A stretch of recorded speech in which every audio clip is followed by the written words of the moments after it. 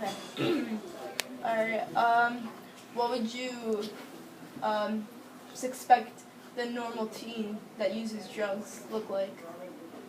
Well, I don't know if there's a profile that fits students today. I know when I was in high school, we knew who the stoners were, and it was kind of more of a hippie style because that was a long time ago. Would you elaborate on that style, like how they dressed or acted? Yeah, I mean, when I think back, it's like I can't really picture exactly what they looked like, but somehow we just kind of knew. And they would also act in a certain way that would like identify themselves as being in that group. For all I know, some of those kids weren't even using drugs; they just wanted to be part of a social group, and that's the group that they associated with. But they, it was kind of like the Spicoli from Fast Times at Ridgemont High movie. It was like, hey dude, is like a lot of that kind of stuff. That was how you associated with that group, and we just assumed that those were the kids that were using drugs. Who's the we that you speak of? Well, basically anyone in any... As in society? Or well, the students in other social groups. Whether you were a jock or a nerd or, the old classic groups. I was in a couple of those, so... So you're saying, back in your day...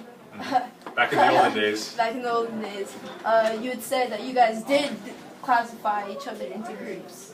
Of course, yeah, there was definite cliques like the status quo and everything, like... Yeah, I mean, although there were people that were in different groups, like I considered myself kind of in the nerdy group and in the jock group because I was a free sport athlete and I was like a computer programming kid. So I was like kind of in both of those groups, so there were kids that crossed over, but the cliques did exist, of course. Alright, as an adult and also as a teacher, do you ever find yourself judging students if you know of their previous drug history? I don't really know much about the students' drug history, so no, I would say no, I don't judge them based on that.